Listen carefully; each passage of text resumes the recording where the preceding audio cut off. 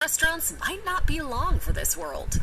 The Applebee's franchise has been around since 1980. Whether you love or hate this neighborhood grill and bar, you can't deny that it was at one time one of the most popular destinations in the sit-down chain restaurant scene.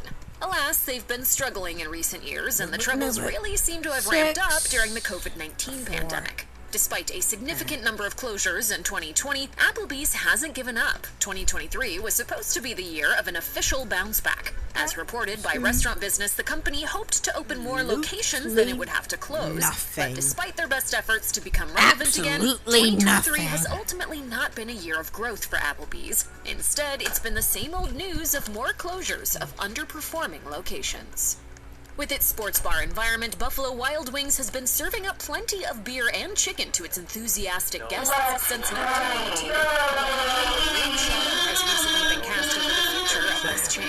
Recently, Buffalo Wild Wings was criticized for serving wings to its customers that weren't actually wings. The company was even taken to court over the issue. They admitted to using chicken breast prepared and fried in such a way to make it look like boneless chicken wings instead of using actual bird wings. If this weren't nefarious enough, the company took a note in 2023 when it pulled all of its remaining locations out of Canada due to poor sales. These closures seem to have occurred one by one over a long period of time, leading us to wonder what Buffalo Wild Wings in 2024. If the underperformance and dishonest actions are an indication, the future might just be a little less wild and less wing-filled. You didn't like it. No. Fuddruckers got it started in Texas in 1980 with a promise that set it apart. Idiot. Its scrumptious burgers released daily from scratch on the site. There's a lot to love about this idea, but we might not get to enjoy it very much longer. Fuddruckers is hardly the grand-scale chain that it used to be, as there are a mere 60 locations left in the United States. While the story is a long one with multiple twists and turns, it appears that a consistent dip in revenue and popularity can be attributed to Fuddruckers' acquisition by the company Luby's in 2010. The new owner not you again! ended up driving earnings down rather than up. In 2020, Luby's itself was liquidated, and Black Titan Industries took over the flailing Fuddruckers locations. While this most recent owner has been admirably trying to rekindle things, we fear that poor Fuddruckers might be too far gone to revive. White Castle is the world's original burger chain. It got the ball rolling for all fast food beef and fry restaurants when its first location opened in 1921. But is it possible that White Castle's long reign might be finally coming to an end? Some recent financial troubles certainly have us concerned.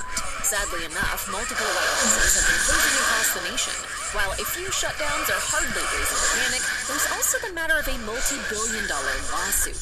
In 2023, White Castle was sued by one of its managers, and the fallout could cost the company a whopping $17 billion. In February, Oh no, not you! was found to have breached state laws regarding digital identification systems. The employees had been using a technology for 10 years that failed to ask whether or not it was okay that their personal information, in this case their fingerprints, was being assessed via a third-party verification platform. It's ridiculous. The whole thing is ridiculous. This is illegal in Illinois, and the Supreme Court ruled that the franchise had to pay for every single instance that it occurred. A payout of this magnitude can certainly be difficult to recover from, so it's definitely reason enough to worry about White Castle's long-term future. Originally known as Boston Chicken, Boston Market has been on the decline for years, and things certainly haven't improved much in 2023. There are currently about 310 locations in the U.S. While that might not sound too concerning, if you take a look at the bigger picture, some major issues begin to become clear. At its peak, Boston Market could boast 1,200 locations. So what has led to such a severe downsizing? For one thing, there has been a fair bit of scandal. In August 2023, 27 different locations were ordered to be closed by the Labor Department of New Jersey when it emerged that the franchise owed its workers $600,000 in outstanding wages. The company also had to pay a You're fine. You're fine. Obviously, Boston Market will need to implement some changes if it ever hopes to turn around its fortunes. There's nothing quite like filing for bankruptcy to signal the beginning of the end for a restaurant chain. This is exactly what Buffet appears to be going through. The formerly popular all-you-can-eat chain once had more than 600 locations to its name. But as of 2023, they're down to a mere 13, many or all of which appear to be standing but not actually operating. What could be to blame for this downfall? As it turns out, bankruptcy is the culprit, and multiple filings my at that. bad. The first time happened in 2008, and then again in 2012, and once more in 2016 as well. That latter filing was precipitated by a lawsuit involving Salmonella that lost the franchise millions when it was already in financial trouble. They filed for its fourth bankruptcy in 2021. Its parent company, Barbecue Holdings, had pretty much thrown since poor old country buffet is basically it just gets better. Its misery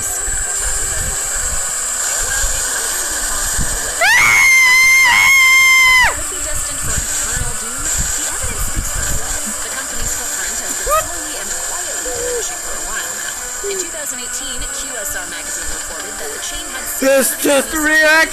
felt. By 2022, the number had been reduced to just over 500. Now, at the end of 2023, there are a total of 493 Steak and Shakes across the United States. But surprisingly enough, as reported by Restaurant Business, the franchise's overall sales actually improved throughout 2023. Despite that good news, Steak and Shake continues to close. One more time! This pattern might seem strange, but strange or not, restaurants being shut down with no sign of stopping is never a good sign. We're keeping our fingers crossed that the coming years don't see Steak and Shake After all, their steak burgers are pretty undeniably delicious. If you're a fan and happen to drive by a local spot, then you just might want to consider stepping inside and showing some love. After all, it's looking like you might not have that many opportunities left to do so.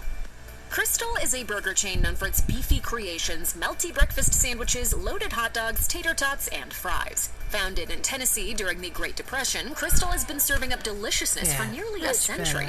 But its performance over the last few years is making observers wonder how much longer those burgers will continue to sizzle on their grills. As reported by Restaurant Business, Crystal filed for bankruptcy in 2020 and was sold to Fortress Investment. The new owners developed a plan that involved selling restaurants in an attempt to stimulate growth and profits. The process of refranchising in this manner can take a while, though. Considering Crystal's drastic demise over the past 10 years, we'd be surprised if it has the time to wait for a salvation that's far from guaranteed. Sometimes the best intentions don't yield the best results, and this is especially true in the restaurant business. Pie 5 is a quick-stop chain offering personal make-it-your-way pizzas that seem to be the perfect example of a great idea that just didn't quite pan out. While Pie 5 was developed mainly for not today! malls and other areas where people are looking for some pizza, the concept hasn't taken off as hoped. As reported by Restaurant Business, about 2/3 of the original Pie 5 locations have shuttered their doors. Fortunately for the owner of Pie 5, Rave Restaurant Group, they also operate another original cheese and sauce chain called Pizza Inn, and it's doing much better. Rave reportedly plans to slowly integrate its more successful business into its failing one by selling pizza branded as Pizza Inn on the Pie 5 shelves. Ultimately, it looks like Pie 5 will be phased out until it's nothing more than a sauce-filled nothing. Pancho's Mexican Buffet is one of those chains that flourished in the 90s and early 2000s. Nostalgic customers now reminiscing online about the once popular chain's deal, which used to play on TV pretty much non-stop. Pair of safety scissors. However, Pancho's has sadly and slowly dwindled since its golden age, from around 140 locations at its prime, all the way down to just 2, both in Texas. The trouble seems to have begun when the company came under new ownership in 2001. The 2 remaining locations are still serving all-you-can-eat tacos and sopapillas, but it seems like they've been struggling for a while. In 2021, customers flocked to the doors of one of the final Panchos for what they thought would be their final meal there, after a rumored permanent shutdown was reported by local news. Strangely, though, that closure never happened, though we wouldn't be surprised if it does end up happening very soon. Fuzz is a cafeteria-style chain that was hit incredibly hard during the COVID-19 pandemic. It closed all of its locations following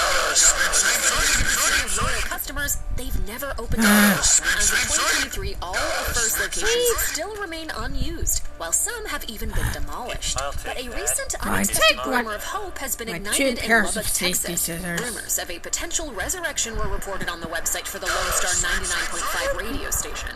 While the abandoned Fuzz in Lubbock was torn down in 2022, a local restaurant called the Escondido Grill is Fuzz's most soda to highlight its lost tastes. Few details have been released about what exactly this this celebration will entail, but it will no doubt be full of nostalgia. However, we wonder if this brief and almost torturous resurrection will only serve to prolong the passing of the Furs era. Piccadilly Restaurants opened its doors for the first time back in 1932 wow. as a buffet-style cafeteria. It didn't begin its expansion until 1944 when a new and ambitious owner swooped in and developed it into a popular chain that spread across the South. Following the popular all-you-can-eat trend at the time, Piccadilly enjoyed success in the beloved restaurant that faithfully fed throngs of hard-working Americans.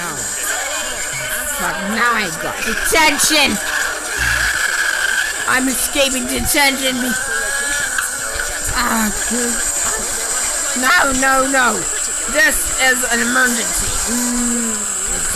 Better escape bully right now. And this is hardly the first reason that the company has dropped any warning or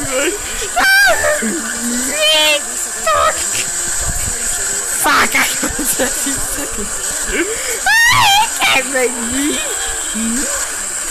I'm trying to escape this girl. put an antiquated business model centered around buffet dining. We can't say for certain, but we will be watching and waiting to see what happens in Piccadilly's near future.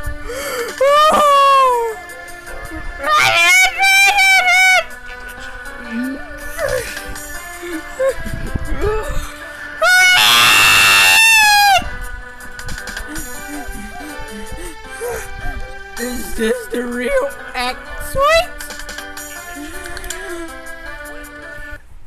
Yeah! Anyways, bye. Bye. Well, that's a whole lot of fun.